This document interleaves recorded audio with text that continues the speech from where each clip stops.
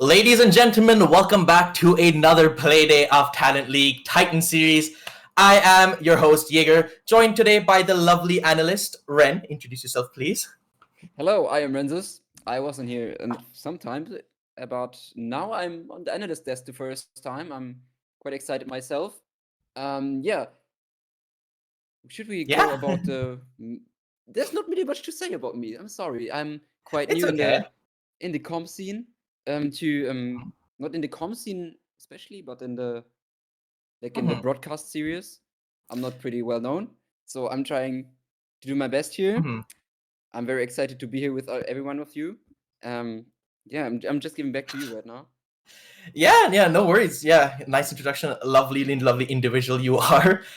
Let's just get into the game. We're already a little bit behind schedule, which is always a thing in Talent League if you've been here for a while. But we're going to be going over our first game today, which is a very spicy one, Ren. It is TT9 versus WhiteTigerZ. Now, tell me, Ren, what what is happening with this game? You know, TT9, they're a T1 team, obviously. They're playing Yeah. down in this Tier 3, Tier 4 event now in Talent League Titan Series.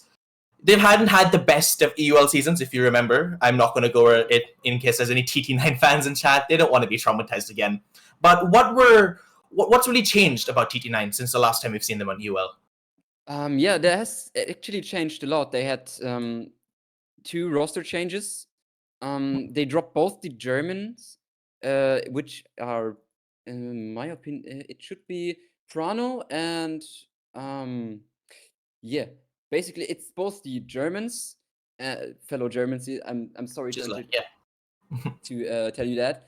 Yeah, and they replaced them with Noah and at the moment I think it's Azur, but I think he's only subbing as he's probably still a part of 10 star. Yeah, as you said earlier, they had a really rough start at the beginning of the season. They didn't play it that well, but since they started doing the roster changes, they have become back quite solid. They're coming back stronger, and you can see the progress in the last games they played. Um, Overall, very solid performance. I mean, they're a big name. Everyone in here probably knows them. A lot Mhm. of people that coming here are probably here for TT9 today. Um, yeah, but that's everything we can say about TT9 at this point. They're a well-known team. They're pretty strong. They have big names on their team that were in the Pro League as well. Kento Rocchetti, everyone knows him. Um, Big star from earlier teams like G2 and Penta. Kendrew from Navi, Sloth was as well, and I I'm not pretty sure in which teams he was, but he was He was in definitely in Heroic. Mm-hmm. Heroic. Played for Yeah, them in SI, that if was. you remember, as a sub. Yeah, yeah. And Azur Azur was in it's in 10 star, as we said. Yeah, with which is the team that played in the finals of the Challenger League, Mm-hmm. and sadly they didn't win, but they're a pretty strong team, and they're always at the glimpse of just reaching Pro League, and there's still some Mm-hmm. hope. Okay, but let's go over to the more smaller team now. I would say Yeah, go the for it. smaller team, WhiteTigerZ. WhiteTigerZ. Yeah, I just want to take back what I just said. They're actually a very solid and strong team. Hmm. They are WhiteTigerZ. They're completely German squad here. It's Critical, Levo, Krigi, Uzi, and P13. They're all together since the start of the year. I think they had a good. They actually had a very solid start to the game. They finished. They finished some good tier D tier events and C tier events. At the moment, they're dominating the tier one, not the Division One of Fire League with 12 wins and only one loss. So I Ooh. think that just shows that they are a really strong team, and you should not underestimate them in the D tier leagues and stuff. But they're still not quite at the start for going into for playing against tier one teams where they're still quite struggling. But we have to get to the fact that, I mean, the difference between pro league teams like TT9 and Tigers is where Tigers is like a completely hobby team. They go to work, they do their stuff, and they're still are able to get this to to get it down to that. But talking about that, we're waffling around. We're gonna introduce you to the casters for today. We have a Yeah. lovely Chamberine. Sorry. I give you over to the host again. My bad. It's okay. It's okay. You know, I remember my first.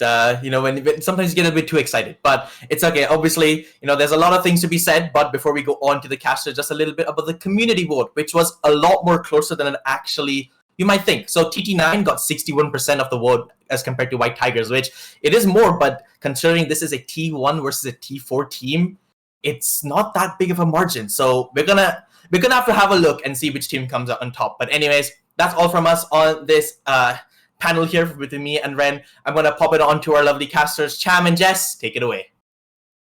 Hello, thanks very much for introducing us to that. We're running a little bit behind schedule, so we will be brief. My name's Chamberine. I'm joined by the wonderful Jess Go, and hopefully she's here to imbue some brilliance onto us. We have TT9 versus WhiteTigerZ, and we are ready to go. Jess, how are you feeling about this one? I'm feeling so hyped up, especially when you think about TT9's year thus far. It has been a little bit shaky. It has been less than impressive for a T1 team, and I think I have a little bit of a right to say that because I've been in the trenches myself before. You know, I know how TT9's going, so to be here in Talent League is really important for them.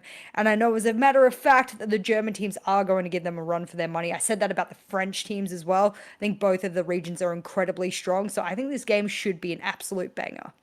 It should be fun as well. Of course, we are pretty much a little bit behind the schedule, did mention it, but so we're going to very briefly go over the bans. I think you're probably the best one to go for it because there's a couple of rogue bans. We are on Oregon as well as the map. The guys just didn't have time to cover the map bans. We are on Oregon. No surprises there because, of course, it's the best of one. I don't think we're surprised there. But the bans, Jess, I mean, take us through those.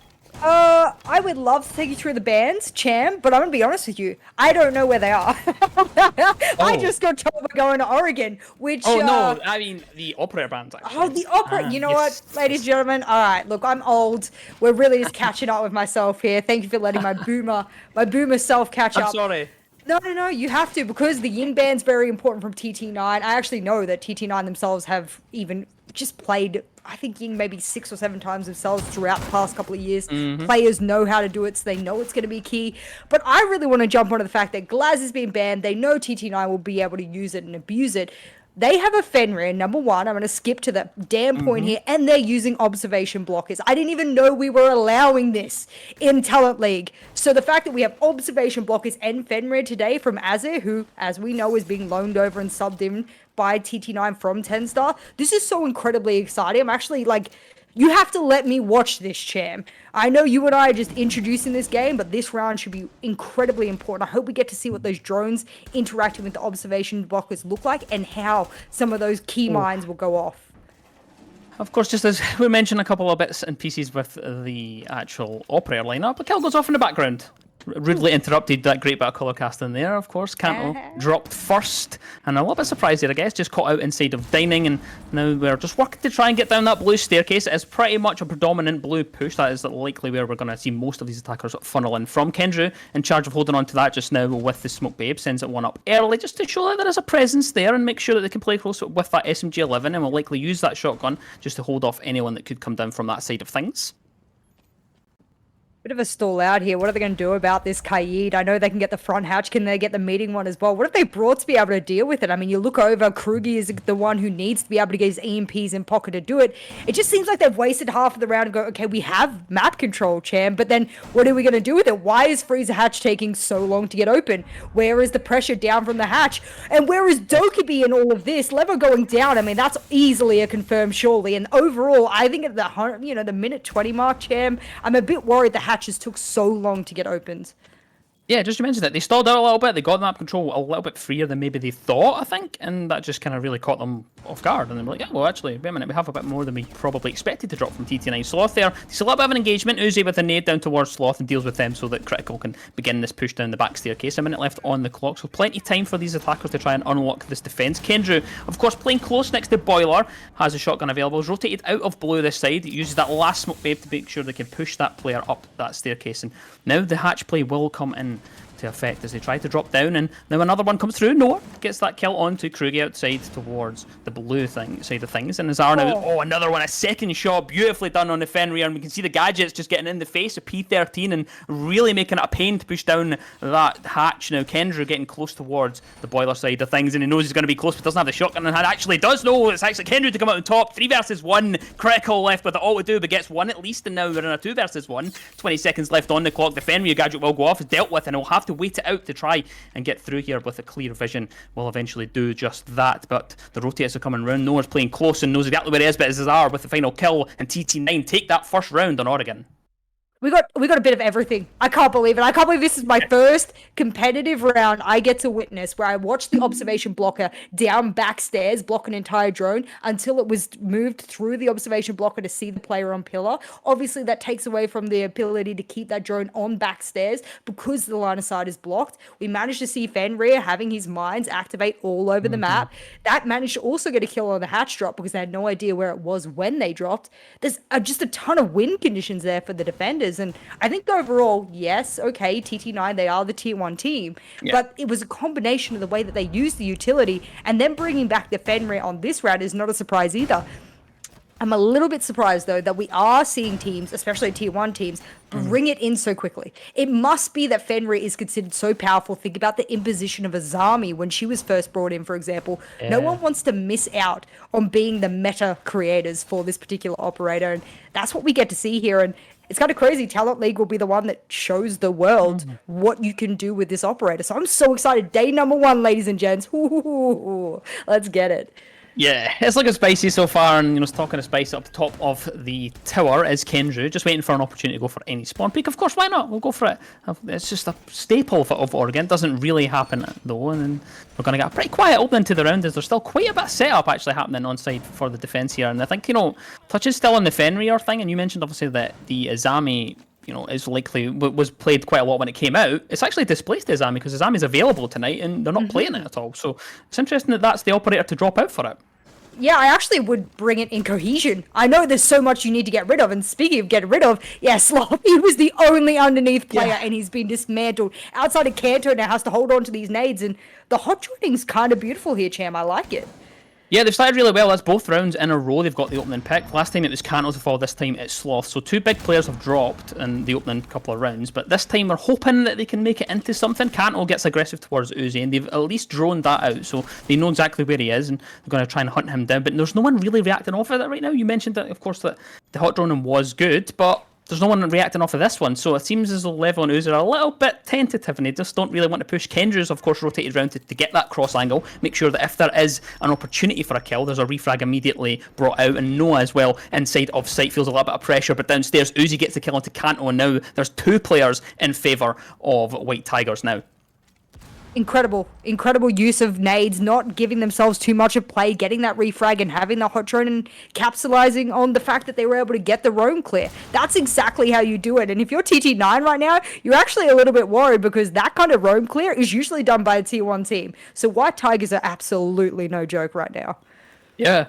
I thought it would be like this. I thought it would be a kind of close game, to be honest, just because of the way that they had kind of the form that WhiteTigerZ have brought in. It's been good to see that, though. Just a little bit of quietness in the round now as WhiteTigerZ try to figure out what to do next. Kendra's going to got a big rotator and gets one and quite a bit of damage onto Uzi. Can't quite connect and get the kill off, though. Noah's has taken so much damage inside of Kids Dorms, but still dancing around and making sure that they cover off this window because the push will likely come soon. 3 versus 3s. Kendra picks up another one. Uzi finally falls, eventually gets that kill. 40 seconds on the clock now, and Krugi is just beginning to push towards that double window. Wants to get in and get aggressive, but it's again, they're just stalling out a little bit because they don't really want to take the gunfights yet. It seems as though they seem to get a good opening and good start there, but after that it kind of falls apart. Krugi, though, with another kill, this time onto Noah's, finally picks it off. It's double for him. 1 versus 3. Azar left with it all we do, knows exactly where that push is going to come from inside of Attic, gets that kill, shuts down P13, but the plant is going to go down courtesy of Krugi, and Critical holds on to the top of the white staircase, has the cross angle, knows that they're going to be coming from, but decides to come off of it.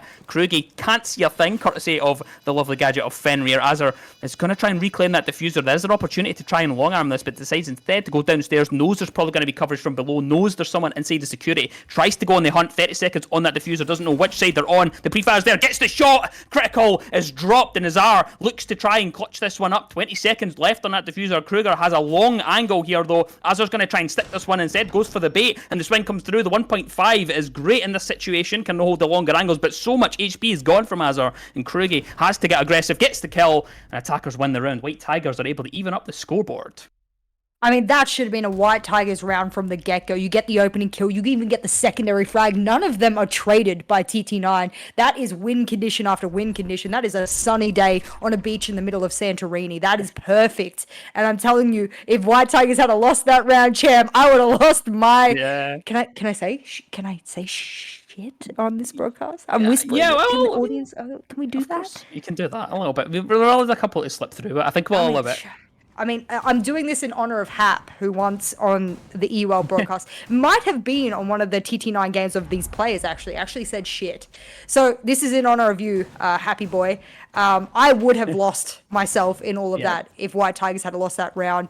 And you're looking at this round again. I really liked the setup of TT9. And you see the way that Azar is actually rotating the activations of his mines on the Fenrir. He goes, okay, if they're not going to do a bedroom push, no problems. Deactivate that mine, reactivate another one over towards White. We know it's going to be a double window, no problems. And for those who don't know, Fenrir can only activate 3 mines at a time. So it's just perfect for a player like Azar.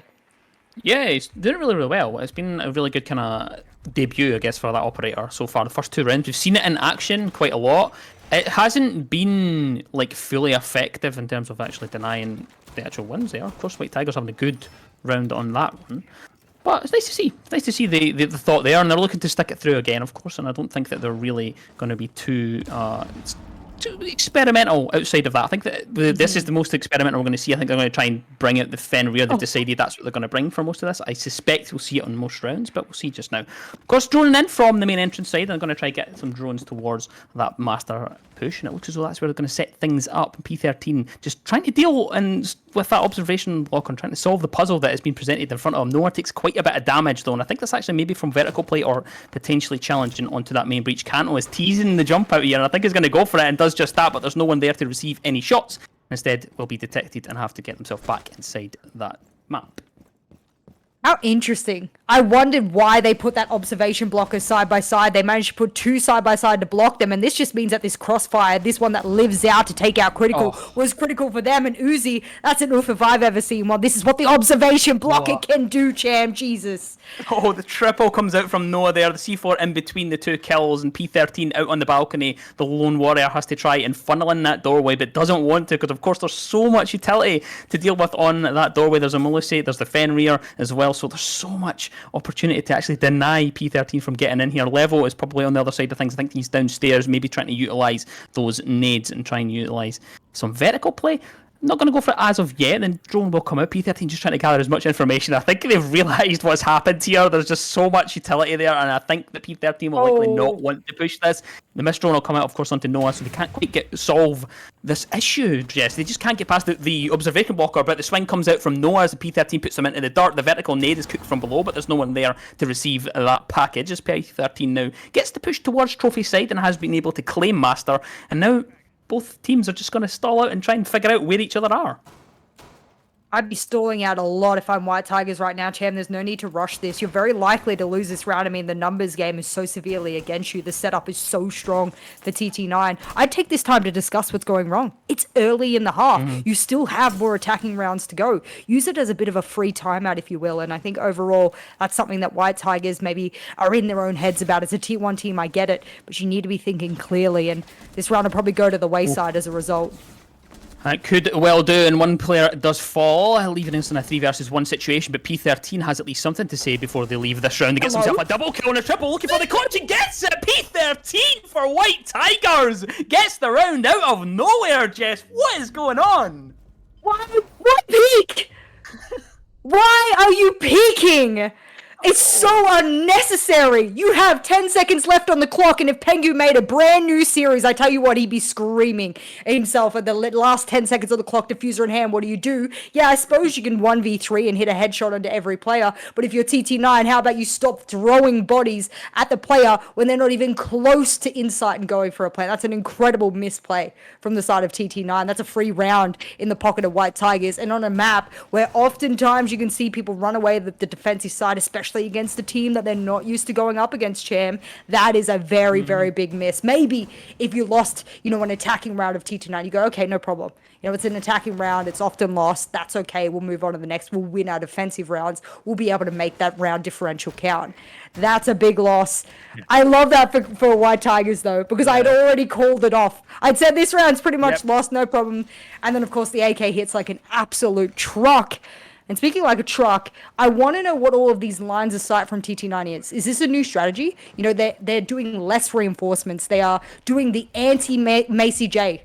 It's like every wall that they could open, they try and open. So I'm interested to see what that kind of thought process is. Not just now in this game, but maybe we review it in future TT9 games as well. I'm quite surprised there's not been any spawn peaks. No one's really gone for it. Kendra's went to the top of tower every single round, almost, and hasn't decided to do anything with it. Though Critical is going to try and aggress onto that tower area using none other than the Montaigne, which has not made an appearance yet in the first 3 rounds, so it's definitely interesting they decided to take at this point, especially alongside the Thatcher and the Abana as well. So a couple of juggles in the operators to change things around. No ace, of course, this time, and something slightly different just this round, I think. I mean, look at the roam strategy. It gives me the SSG, the old SSG vibes. It's like, if you're TT9 right now, you have so much map control, but that can be so fickle. I think for Kendra right now. Oh, God. No. What is this strategy, boys? I understood the Oryx is the counter for the Monty, but was that really the way to go about it? I think that'll live on in our hopes and dreams for a while, because the Oryx is flying past trying to get that kill and down the Monty. It didn't quite work out there, and that leaves TT9 in a very bad situation. 2 players left alive, 5 left alive for WhiteTigerZ, so it seems to have worked for them. Sloth with the rotate, and he's not being heard. Somehow he's going to get himself a freebie onto Uzi and down to try and get the Montaigne. The cross angle is there as Azar is able to get that kill from behind, and surely they're not going to pull this one. Surely TT9 don't win this round from that position. Well, after what WhiteTigerZ did for them before, you think TT9 feel they're owed at this point? They're feeling that karmic justice. Surely the pendulum swings in their favor this time, and all of those Fenrir mines are activated towards where the push is. That's a confirmation. That should be a freebie. You should swing off that. You can see it. You can see the purple going. He's still standing in it. As a Fenrir main should know at this point what that means. Lever's able to shoot it as the site gets burnt open. That's 60 seconds to play with, Cham. So much time too. Swings across Azar and Sloth get one apiece, and it leaves us in a 2 versus 1 situation. But of course, it's the Clutch Master P13, different gun this time. Habana with the Type 89 and going to try and push through towards the blue bunker and in towards Elbow now. Goes through that rotate. They know exactly where he is, though. Doesn't check the right angle, and Sloth is able to get the final kill. TT9 take the round out from underneath WhiteTigerZ. There's a word, and I can't think of it. Someone's going to have to remind me in chat, but there's a word for teams that are able to, I think it's called a Cloud9. If you remember the old Cloud9, I know we've discussed this with Talent League, but I think it has a reference to Cloud9 where you win the really difficult rounds and you lose the really easy rounds. And for both TT9 and WhiteTigerZ right now, trading off in this karmic pendulum swing justice, whatever you want to call it, is something that you shouldn't be seeing. Not at either of these teams' level. I'm actually going to give quite a bit of leeway here for WhiteTigerZ and say they play well enough, they could be considered to be a tier 2 team. Right, so let's put them into that sort of echelon of saying tier 2 versus tier 1 right now, if we were being quite diligent with the way that these players play. I think overall, WhiteTigerZ should be really upset, but they themselves grabbed a freebie the round before, so it's even Steven, 2-2. I think the next round really tells me which team is caught up and has adapted well enough to their opponents. But this will be the first round that TT9 don't bring the Fenrir and said as it needs the Wamai, and that's because they're doing a small tower hold.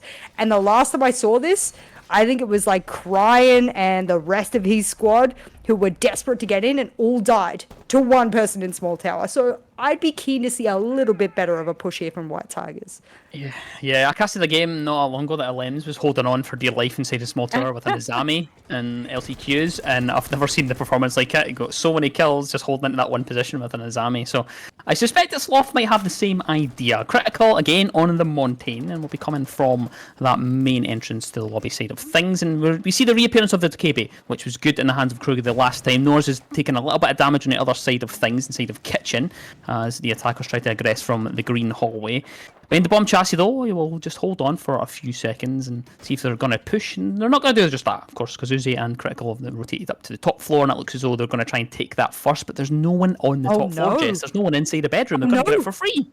What's going on? No, TT9 have done the right setup, but for the wrong push. They had no idea WhiteTigerZ would prioritize getting that dorms in that bedroom and double room first. Because teams do that often. And Cham, I tell you what, Kendra is stuck. He's stuck in bunker. There's no rotate. Uh-oh. He has a C4 though. The C4 for the rotate. Back in the day, takes us back to year one siege. And he's gonna either say the supply closet. I think surely this is not gonna be obvious for a level. I don't think he'd be expecting him to be in the closet. And Kendra does get that kill. That's ridiculous. Just of course as they come off of they're unfortunate there, but is able to get that kill somehow in a position where you mentioned he was completely stuck. He shouldn't have been able to get out of that. Links up with his mate Sloth on the bottom floor, and they will head back to site, gleeful with that opportunity and that result of getting that kill. If you're Lever right now, you're absolutely devastated. As we were talking about before, of course, they were expecting a small tower push. Usually you take that small tower position first, then you go for that hatch control. Hatch control actually wasn't necessary because it is reinforced. So WhiteTigerZ overall, yes, whilst they can deal with it, P13 has the hard breach to work with. That's a little bit risky to rotate him up there with the C4s in hand. And Kendrew, I mean, look, this is why you have to check your corners, because you never know when ratty little Kendrew will be just sitting there, and he's in the classroom right now. Maybe he has a lesson to teach to yet another WhiteTigerZ player, because this round is one of the slowest attacking rounds thus far, and we need to see WhiteTigerZ take advantage of that. I think they know that Kendrew is floating around that area, and that's why P13 is a little bit hesitant to make their moves. Eventually does that, because of course the time is starting to tick down towards that last 30 seconds, but Sloth with the rotate in, he's going to get all the way into Meeting Hall for free, spots and puts the player inside of there. That's Kruger dropped, and the diffuser's going to at least attempt to go down here, but there's kills across the board, a flurry, and we're left in a 1 versus 4 situation, but cannot clutch it because Kendrew's above to get that kill and finish it off for TT9. I want to say I have no idea what happened, but knowing where Kendrew was actually the missing puzzle piece for me in my head. I thought, how on earth has this all gone awry? And I realized the timing, siege timing, is something we talk about very, very often. The timing of the Dokebe moving towards meeting split at the same time that a player had moved in, being Sloth. I mean, that is something that you can't really blame the Dokebe for faulty. You know, that movement over to hold split, that's the correct movement. The timing was just completely unlucky. And I don't know whether or not, if you're TT9 right now, you're happy with this half performance. Even if they win this next round, let's say it's a 4-2 half, against a team like WhiteTigerZ, who they've never even versed in the same kind of league. They're in Talent League right now. They're one of the only tier 1 teams out of a couple that are even playing. You should be pretty damn dominant, especially in your debut games where no one's been able to see the new things that you have to show. Speaking of, no more Fenrir again. I'm a little bit sad. This is the opening day of Fenrir being played here. No more observation blockers to work with. I loved what they had strategy-wise with that. Last round of the first half, I mean, this could be even Steven going into the defensive. And for WhiteTigerZ, Sham, that could be crazy scoreline, in my opinion. It could be, and the thing is I feel like they've really put out a good performance enough. Even in the rounds that they've lost, there's been a couple of mistakes, but I feel like that's where the tier 1 teams will punish you if you do make them. So it's been nice that they've been put out a performance that I think they should be proud of in at least the first half. And of course, we'll see what happens when they go into the defense. Sloth being a little bit cheeky here, waiting for anyone that could come up to that doorway towards the rear stage, is looking for any opportunity to get an early kill, but won't be rewarded with their patience as Levo and Uzi are actually entering from the other side of the map. The west side seems to be the take, and it looks as though they're going to try and go up that white staircase, and there's a couple of rotates being created here for Uzi just to move it around and make it a little bit easier to negotiate that area towards the dining side, Jess. Interesting that they're bringing the Finker. I mean, Finker's not popular anymore. No nades. Okay, you remember Doki absolutely ripping people apart when, of course, we had LMG meta and whatnot. Now, the Finker is not so good. It's a tiny bit of a counter to Fenrir. Alas, Fenrir is not being brought in this round, so I'm not really sure what the purpose is, Sloth. Oh, no. Kill catches the Sloth just opening up that hatch, but Kendra's also found one on the other side. It's P13 to fall. It's a 4-4 scenario, so an immediate, at least, balancing of the rosters comes out. Kanto in a sneaky position, though, is going to catch out the player coming round towards green, but isn't going to land enough shots to get any kills. Or splits the head, and again is going to just decide, you know what, I can't land enough shots. I'm going to try and rotate out. Critical knows where they're going to go and goes to try and reinforce it. Gets it from below. Beautifully done. Gets the vertical play, gets it through that soft floor, knows exactly what Canto was trying to do, gets that kill, and that leaves them in a very good position here, Jess. I mean, no wonder Critical is their Monty main, because the smart decisions and the calling that probably comes from him oftentimes is incredible. I'd like to see him off the Monty, just because some of his game sense is incredible, to be honest with you. Get him a gun in his hand, is when he's got a gun in his hand, he's absolutely amazing. Nades from below, this is a White Tiger special. Unfortunately for them, a lot of their droning, when they pair it with their nades, is lacking. So they aren't able to capitalize on a lot of these free kills from below that they should be getting, because those counter drones to be able to get the information for them are either self-done, and therefore the information is too old, or it's not good enough.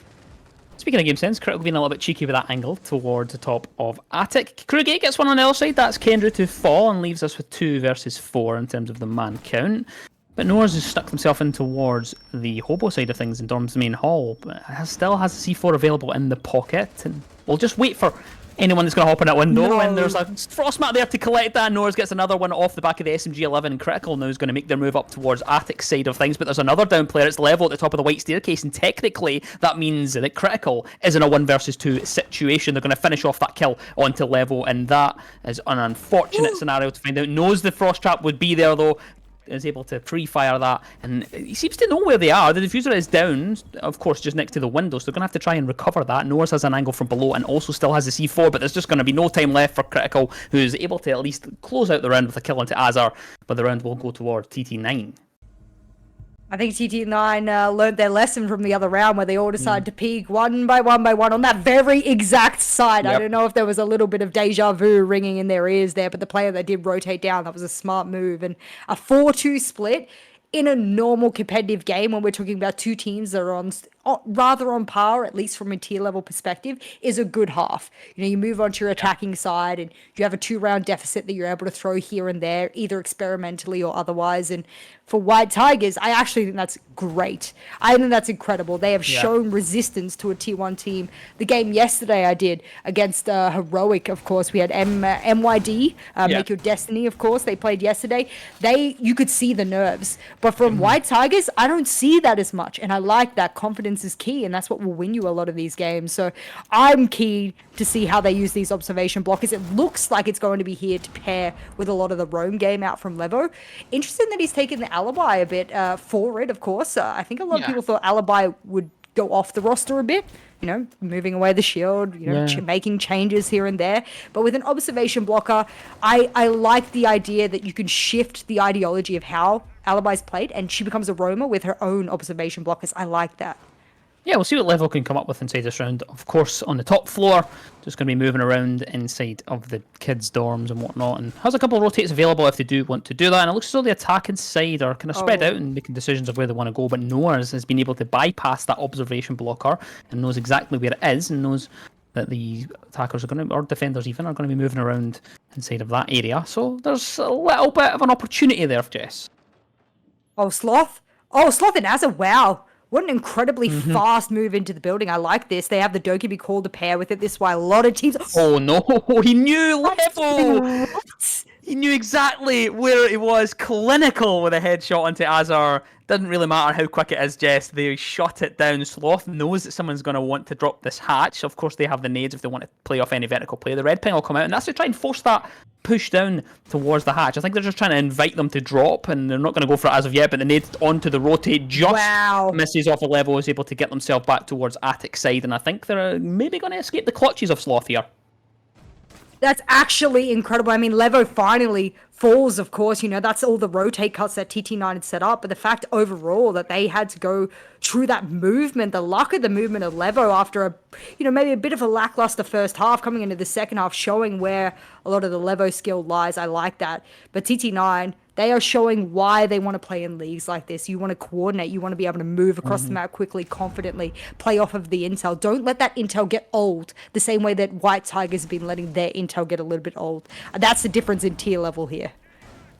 Certainly is, and of course there's a little bit of discussion just to remind you guys that it is actually the bottom floor that they're attacking, so despite all of that roam game and all of that effort to actually delete people out of the top floor, who of course was level, they still haven't got to the site yet. They've just finally arrived with a minute left on the clock, and they now begin at least some of the utility burn. Of course, there is some Goyos on the board that they will have to deal with. Noah's has opened up the hatch as well. Critical is going to pop up the back staircase, gets himself the shotgun onto Sloth, and he's rotated all the way up as well. Got so aggressive, reclaimed some of that territory that was dropped to Level's death. P13 finds Kendrew, and it looks as though Kanto's going to push towards the electrical side of things, but P13 comes out on top. So good inside of the server so far. A 1 versus 4 situation left for Noah's, who can't quite land the shots as Kruger comes out on top. And White Tigers are really showing up on Oregon.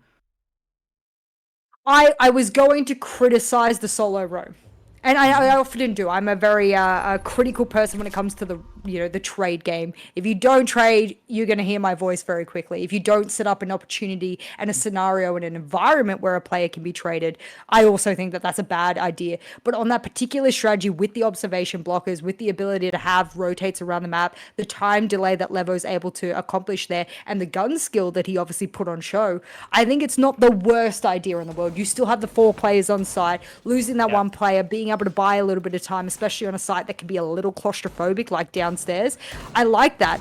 I'm a little worried that WhiteTigerZ has maybe a little bit of an outdated composition. You think about the shield disposition and the way that has been moved around. Their top floor looks to be a modern composition, but their bottom floor looks to be a little bit outdated. I'd love to go back on that, maybe a reminisce if they do manage to go back to the bottom floor and see if they change up, because overall having shields on certain operators and not having shields on Smoke, Alibi, etc. now means you have to catch up. So I'm probably the most surprised today, to be honest, with the Fenrir play and the way that the observation blockers have proven to be so critical in win conditions, especially over these power positions like bedroom. That's incredible. And is Kendrew going to hack those?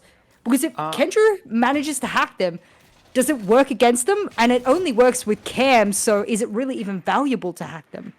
We will certainly find out. Of course, usually they're used to try and steal some of those default cams, so they're able to at least collect one of those. Sloth is put into the dirt very early, courtesy of Critical, but immediately refragged out. Can't quite land the shots there, as everyone is just there time and time again to get those refrags. Uzi killing off Kanto, and that leaves us with 3 members left alive on side for TT9 before I can even discuss the fact that there is a Grim on the board, Jess.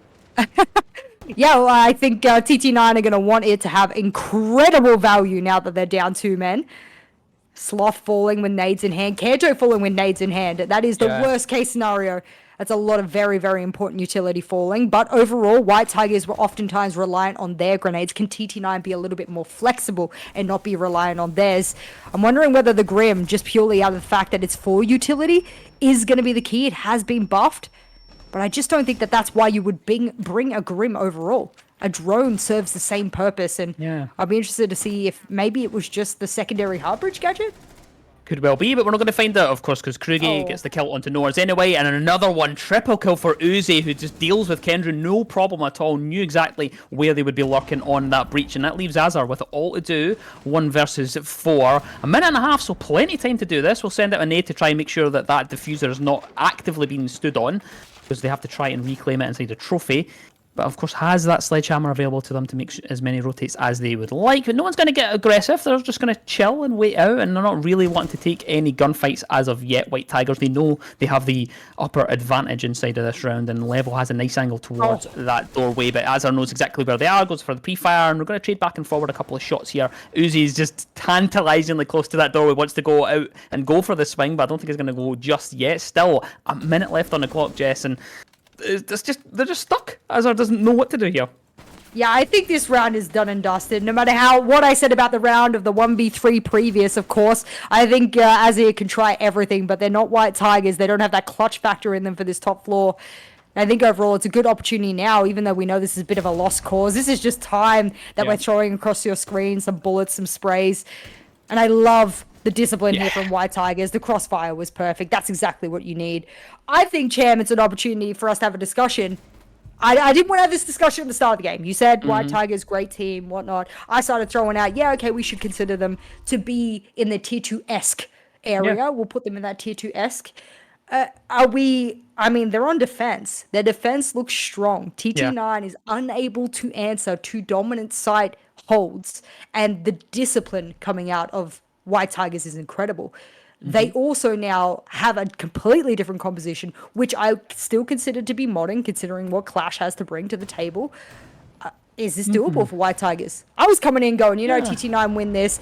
Let's see what WhiteTigerZ has to show. Great experience for them. Now I'm starting to step back and raise my hand and goes, hang on a little second here. There might be something to go here. Yeah, they've got a chance, I think. I mean, you mentioned it perfectly that their defenses have looked strong. They have looked really good throughout the entire game so far. I'm fancying them to continue it on and at least put in a good performance to finish off. I think they'd be if they were to get beat from this position, I think they'd still be happy. I think they'd be over the moon with the first 8 rounds that they've put out. But now, we'll find out, of course. We'll certainly find out in the next couple of rounds anyway.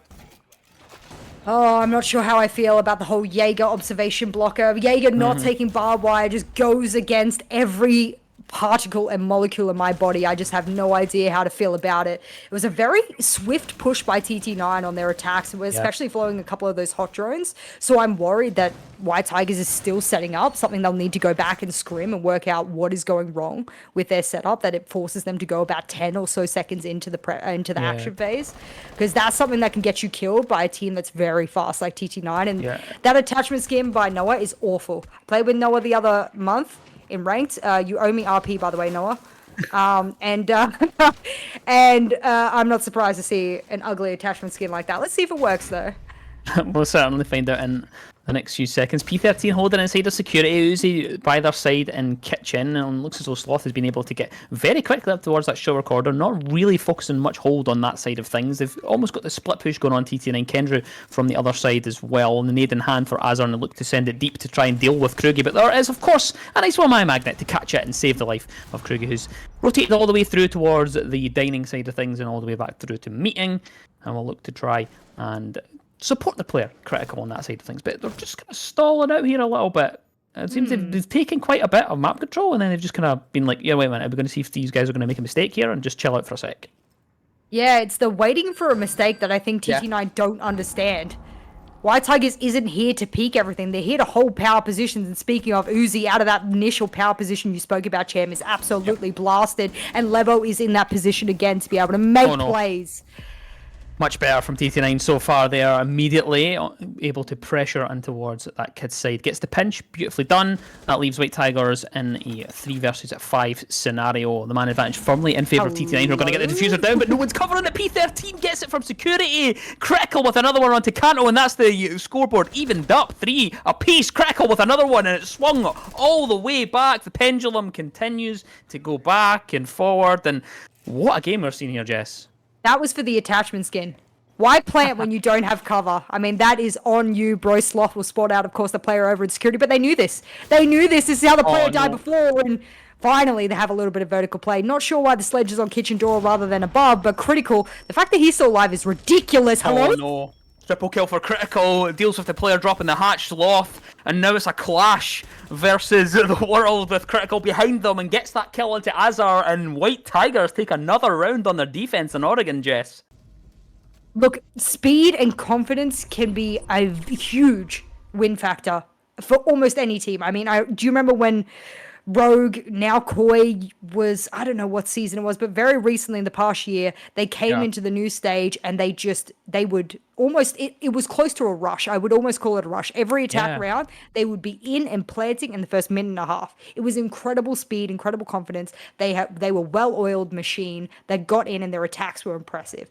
TT9 looks like they want to try and do that, but they have different... I think they have a different philosophy about how that looks for them. And then they get to the mid round and they say, oh, well, I'm inside. I might as well plant. Well, no. Have you asked your team if they have the verticals? No, because your sledge is on dining door. They have 0 verticals. Your Yana is trying to shoot verticals in the roof above you. That's very inopportune, because if you're standing there trying to shoot it, you don't have any ammunition to deal with anyone roaming. And of course, you have nothing to deal with when a C4 comes flying out. They didn't have the control that they thought they had, and I wonder if that's miscommunication or not. Overall, I think it's a round that TT9 will learn from, but for WhiteTigerZ now, losing, sort of gaining a round where they're putting themselves close to match point is where this particular round, where they're doing the exact same strat, is going to come back to bite them, I think, because TT9 will know what they're going to do and why they're going to do it, so they need to have a difference.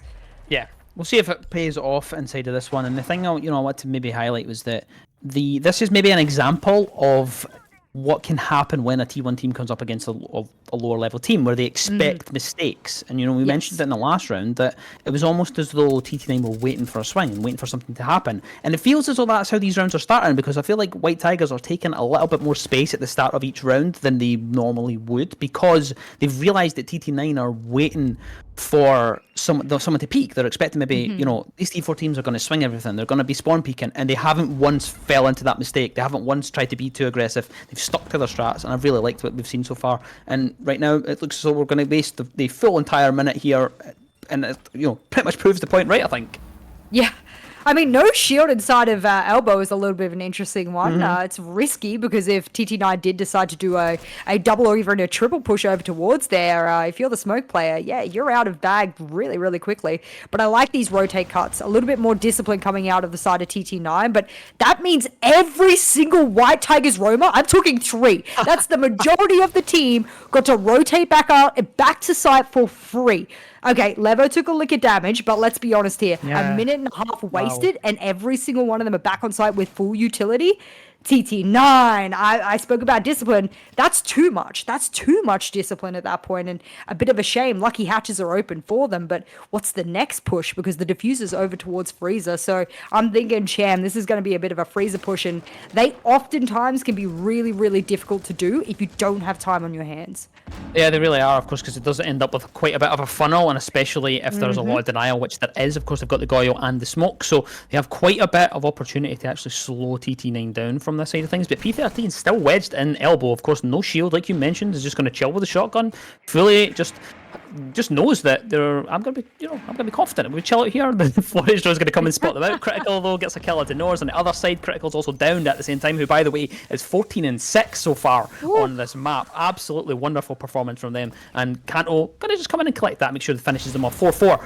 As another member was dropped on the other side of things, and that leaves us with a little bit of aggression to come out here as the players down the side of Closet now, and Uzi has a little bit of pressure to deal with from that main stairs area. P13 knows they're going to try and come in from the side, but surely here's the diffuser, doesn't, and he's going to come through. Krugi gets himself a kill, and it's all just falling apart here as Azar finishes it off, Kindred with another one, and that's a round on the board for TT9 that maybe shouldn't have been theirs. Yeah, that's an interesting one. That came down to the fact that their boiler and their blue setup was rather weak from WhiteTigerZ. I mean, you were really relying on those smokes. He put 2 towards the double door and 1 over towards Pillar, I believe. And when they're gone, what's left? There's no shield to block you. You're really just battling against all the utility being tossed at you. I think that is an age-old strategy. Once you've got the top 4 control, disperse your team in a split formation and then pinch onto side. That's what TT9 did. That is a very crucial, I'm not talking about crucial to player, critical to player rather, but it's a crucial way in which you should play this game on attack. Okay, we've got the control, now pinch, where possible, of course. And TT9, they really did that well, and I think the time wasn't going to be the problem when they knew there was going to be a weak side of the strategy from WhiteTigerZ.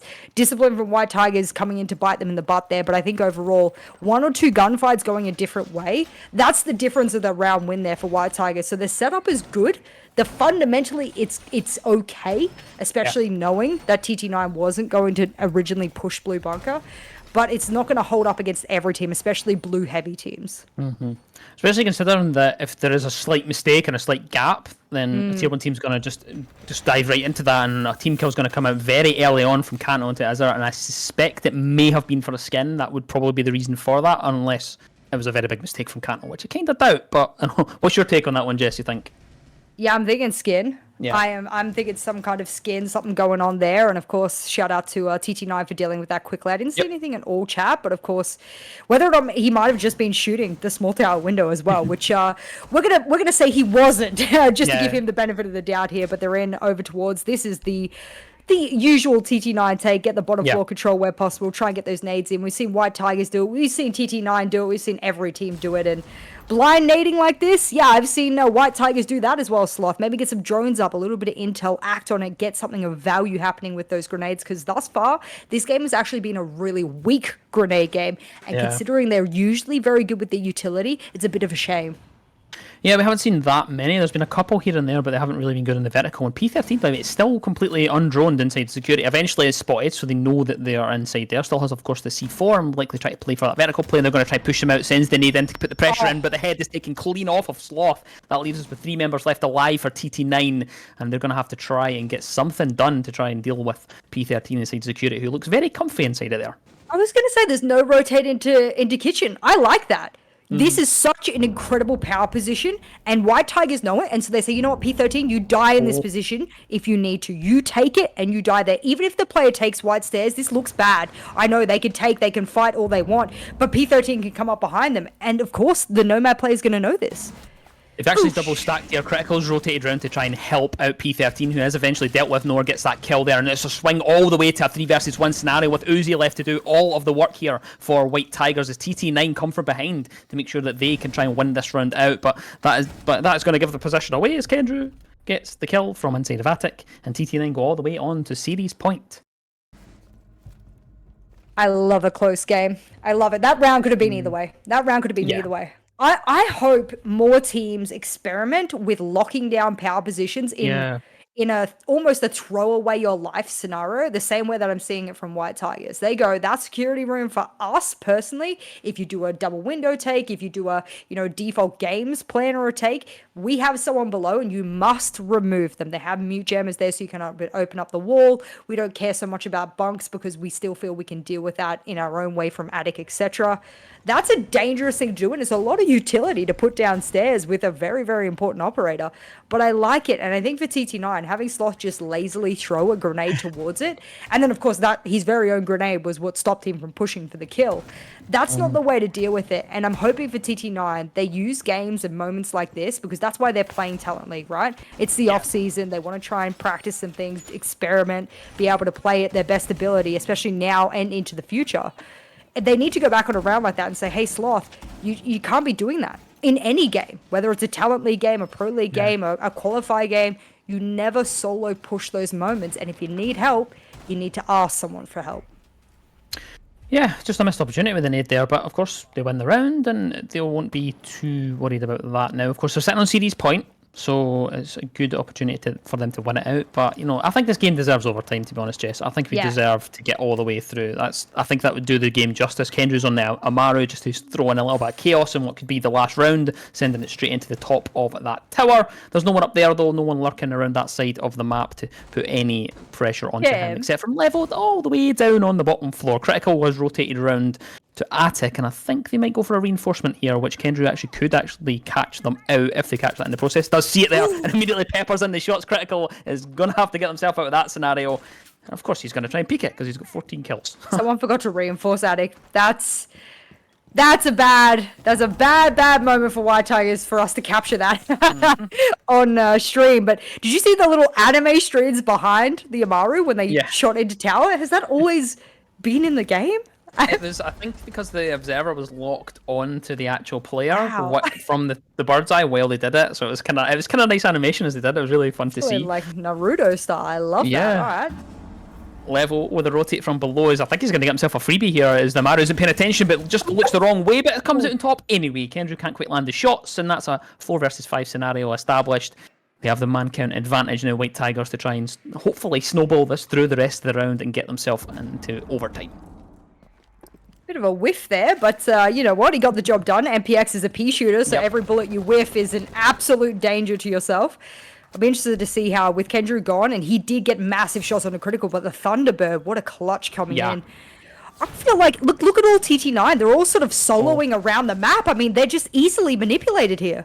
And speaking of manipulation, they have been manipulated out of the round. 1 versus 3. Cantor's going to go for the plan because he knows that these players are down below, but the C4 is their level, finishes it off, and WhiteTigerZ get that round, and they take us all the way to overtime, Jess. What a series this is.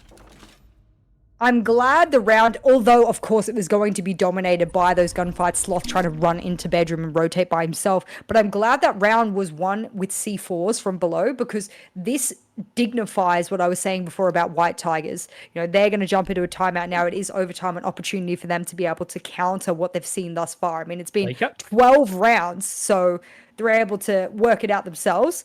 I love that the new season has brought in a beautiful scoreboard for us. Do ignore that, ladies and gentlemen. It's I promise you, there's been a lot going on. 12 rounds of going on, but WhiteTigerZ having that bottom floor set up with those complete reinforcement inside of security and 2C4 below.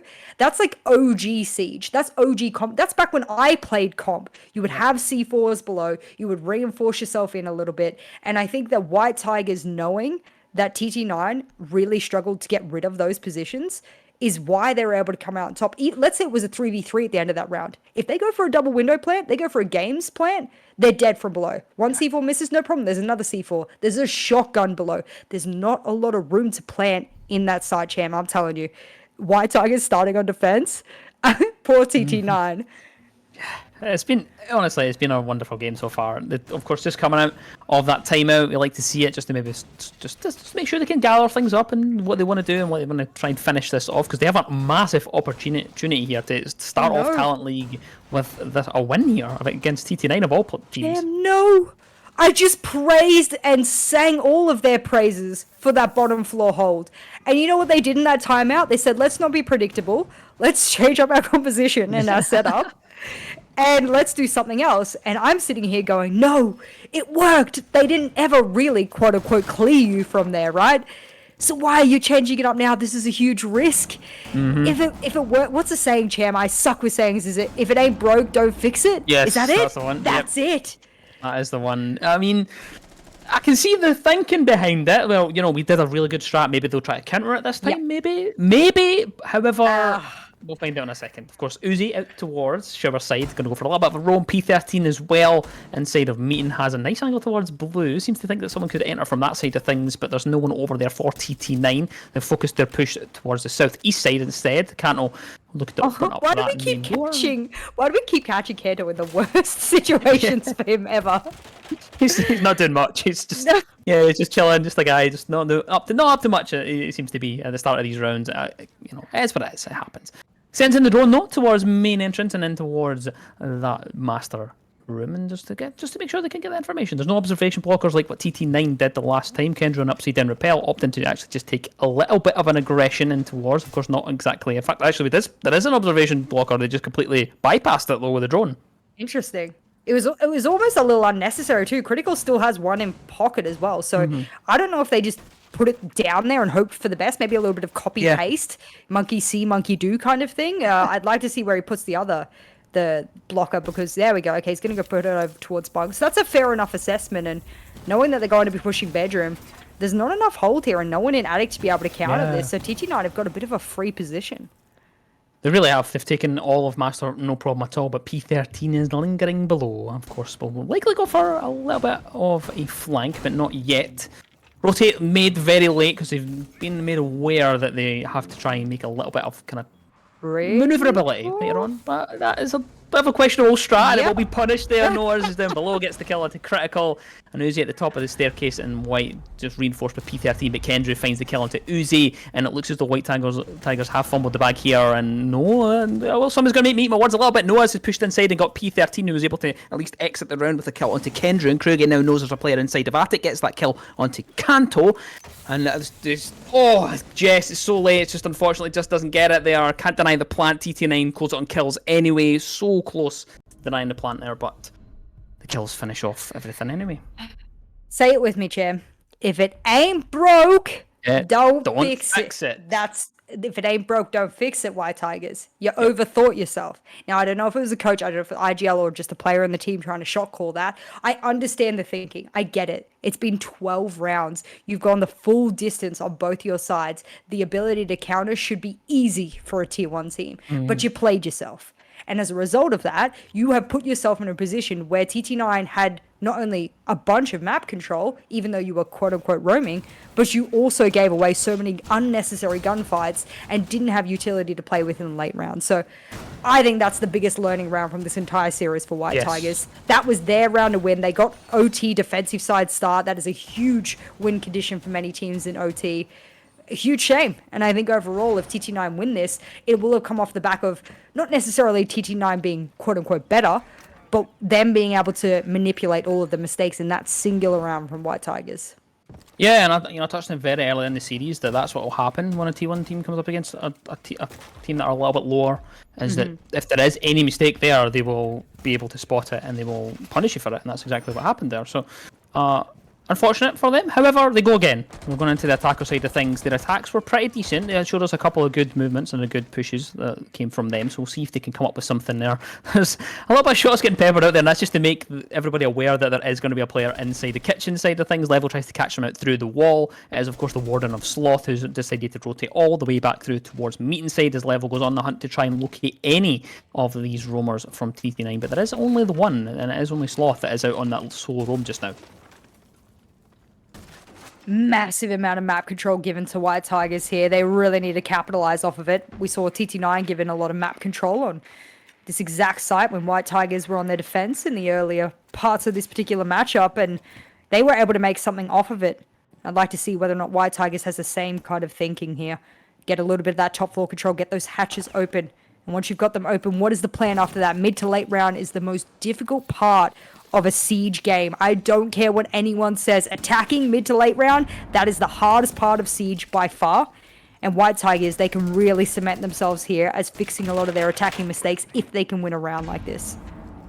Yes, but they're going to have to try and push down this blue staircase, and it looks as though they are stalling it a little bit. They have got the hatch opened up, and they have to try and get aggressive and flush out Kendra, who's downstairs with the smoke babes, and send the first one out. Slotho's going to get a freebie onto critical inside the laundry and just pop himself back in towards sight, and they're all just going to stack up together and have a little bit of a party in the corridor. But Jess, I'd have a party if I got rid of one of the biggest fraggers on the side of WhiteTigerZ. Glad that we had, of course, the ADSs over towards Pillar. That is a staple of that particular hold.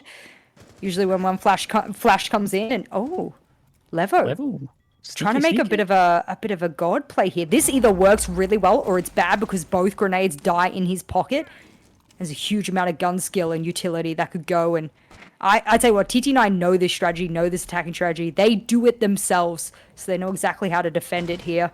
No more flashes to work with either. This is rough. Yeah, it really is so far. So they're going to have to rely on a little bit more gun skill than they probably would like to. Norris takes a little bit of damage though, but Kanto gets a kill onto Kruger though, and the move has been made from the Ayana, and they've dealt with it no problem at all. 4 versus 1, and it looks as though P13 is going to have to try and clutch this out for the series. So much time left though, of course, a whole 30 seconds to actually play with, but there's 4 members left alive for TT9, so a very big ask for P13, who has came up with the clutch before, knows there's going to be a player close, knows there's going to be 2 players on either side, but Sloth finishes it off, and that is the win there for TT9 as they take the series. And what was a great series to have, actually. It was an absolute banger. I've enjoyed myself. Hope you've enjoyed yourself, Jess. What a game it's been. Wow. Firstly, thank you for joining me on this cast. I was a little bit tentative jumping into doing some of the volunteer casts because I'm a little bit rusty, so I had to shake it off just a little bit. But I'm glad you were able to carry me along with this ride because what a ride today has been. Kendrew, when he pops off as a support player, is a pleasure to see. And of course, being able to see Critical, I myself am not familiar with a few of these WhiteTigerZ players. Of course, I've been in ranked games with a couple of them here and there, but overall, I'm not that familiar with them. So to see Critical have a really, really good game, to see WhiteTigerZ have discipline, confidence, and be able to play into max OT against a team like that, I mean, that's incredible. I think they've done a great job. Rather than max OT, we got into OT. Yeah. And I think for TT9, this actually was not the win they were expecting, I think. I think you walk away from this as a TT9 fan, you say, whoa, that's a win, but is it really a win? And if you're WhiteTigerZ, that's a win even though it's a loss, right? You mark that as a win in your book. So I think overall, what an incredible series, and Talent League is really pushing these teams to the edge. Yeah, it really was. It was a really, really good series. I really enjoyed myself. I've enjoyed having you with me as well. It's been a very fun and very engaging game, at least. And of course, it's going to go all the way to overtime. It's going to be a very exciting game. I was hoping that we're going to get that. I was hoping we were going to get something like that and not get something that was going to be a bit one-sided. I'm glad that both teams will learn something from this, but we're not going to be the ones to discuss that. We're not going to grace you with our beautiful faces for much longer. I'm going to throw it across to our host and analyst who will break that one down. Thank you very much. We'll see you again.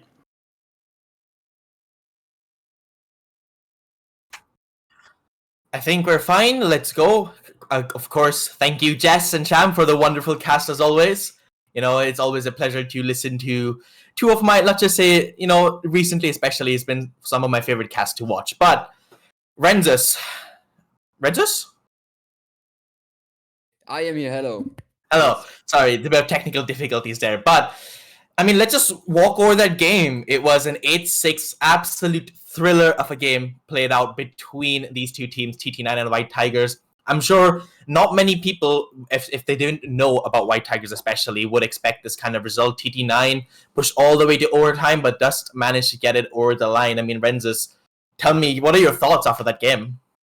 Wow, it was a very special game to watch. I think not everyone thought that WhiteTigerZ could even keep up that close to TT9, even though they were such a big team. And I've heard a lot of voices over them who said that TT9 would just sweep over WhiteTigerZ and completely knock them out. But I think we can all agree now that WhiteTigerZ is definitely not a team to mess around with, and is still there to compete, even with the higher levels. And they have definitely come out stronger than we've thought about. Yeah. I mean, that is basically how the game went. I mean, if you go back a little bit, this year especially, WhiteTigerZ have played Oregon 15 times and they have a record of 13-2 in wins. So now it's 13-3. Obviously, they've lost it, but I'm sure this is it's a lot of experience, playing against a T1 team, even though TT9 aren't the top pinnacle of those T1 teams. You can definitely see the raw quality and the skill that's there that just needs to be molded into a more a bright future. But that's basically, I think, the gist of how this game would went. There was a few mistakes from TT9, but overall, if you have the T1 quality on your team, you can push it over the line, even if not having the best of games. Because let me tell you, Renzus, there were a lot of rounds where it wasn't the best of rounds for them in general. I mean, you can walk me through them if you want, especially, but I think there was a 1v3 clutch from P13 in round 2 or 3, which was absolutely insane. Like a T1 team just throws bodies like that. It's basic siege, and when when you mess up like that, it's always a big question mark. But they stabilized Ren, and they managed to bring it over the line, even though it was OT. But I think we do have the interview ready here. I'm already running a bit behind schedule, so we're just gonna go ahead with it. So Let's go into that. Yeah. yeah, we're gonna go to it. I think I'm waiting for it. Technical difficulties, waiting for it a little bit. My apologies, stream. Or maybe not. Maybe the interview will take a little bit longer. So I guess, Ren, you can just walk us through a few of the rounds before the interview actually starts, because I'm sure you probably also have a lot of thoughts to go through about them. Yeah. I just want to talk about the 1v3 clutch again. From WhiteTigerZ there. Yeah, we can. Is We everyone here? can go into a second, but Kendra is here. That's unfortunate. But Kendra, first of all, congratulations on the win. How are you feeling? I'm very happy with the win. I'm pretty good, yeah. Pretty good. It wasn't the cleanest of wins. I'm sure you probably wanted your team to bring it out a little bit earlier. 8-6 in overtime. It's not really the best, but we'll get into it in a second. I just wanted to know your thoughts, as you've been playing this game for a long time now. So, what do you think? The new operator Fenrir and how the observation blockers. It really, not just this game, but in general, how it's really going to kind of affect rounds are being played, or do you think it's just not going to be that impactful at all? Because we did see it a few times this play there. So we're just curious here. I mean, the observation blockers, they're very niche. From my time on playing on the test server and now on live, it feels like if you want to hide something, then maybe try and use the observation blocker. But other than that, it's no different to say mute, for example, or Mozzie. Mm-hmm. But Fenrir is ridiculously strong, super strong. He has 5 of them. They're bulletproof unless they're activated. He has a bulletproof cam, and he has a shotgun, so he can make rotates. He's literally super strong. So I mean, the reason that we weren't playing him more, to be honest, is because half of us don't have the battle pass yet. So I would have been playing him a little bit maybe, but Asa was the only one that had him, to be honest. So other than that, we would have played him more. But Yeah, definitely going to be expecting to see him a lot more in the coming games because obviously this was the patch came out today, so we weren't really expecting to see any of the new things at all. Maybe a few observation blockers, but literally in round 1 we saw you bringing him, and we were like, oh my god, this is how we're going to introduce to it. But it's crazy. So let's talk a bit about your victory. 8-6. We're gonna just go. There were a few rounds which you threw. Obviously, the P13 1v3. It happens sometimes. We're not gonna get too into it, but it has happened. But there was a spell on it, especially when you first switched to attack, where you lost 3 rounds in a row. And as a T1 team, what was the issues you think you had? Because usually, losing 3 rounds in a row, it's not the best of signs. And no disrespect to WhiteTigerZ, but your T1 team, they're still coming up in the ranks. So what do you think went wrong in your team today that made it so difficult for you to, especially at the start, attack? I mean, the first thing is obviously like we're trialing players right now. Azet and Sloth are both trials for us. We made some roster changes, and we're using like the leagues as like kind of like official games to trial. I mean, that's obviously no excuse, but I'd say that the thing that like we struggled with was I think we just went too fast like the majority of the time. So like we would constantly try and get in the building, and it would either like someone would get picked off or like we didn't have information or something.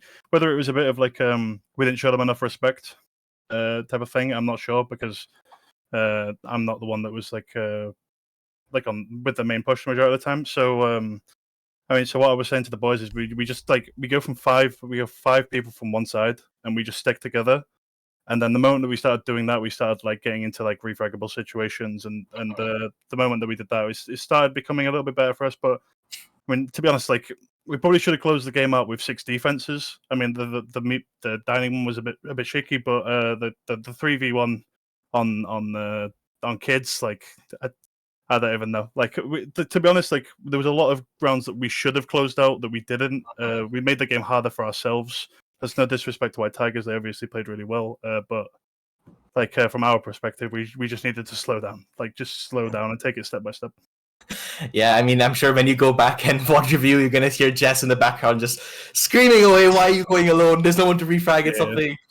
You'll see it eventually. But anyways, finally, just one last question. It's a little bit of a personal one, but I think it was in round 11 where Kanto got a team kill.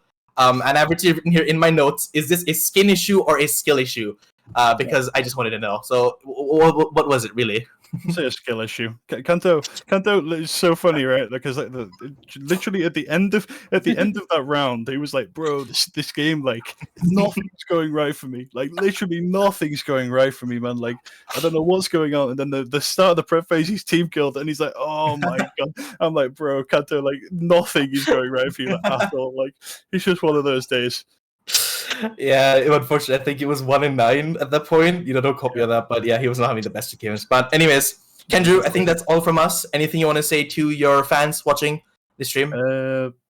No, just I know it wasn't the best, but hoping we can clean it up in the future, I guess. Thanks for watching.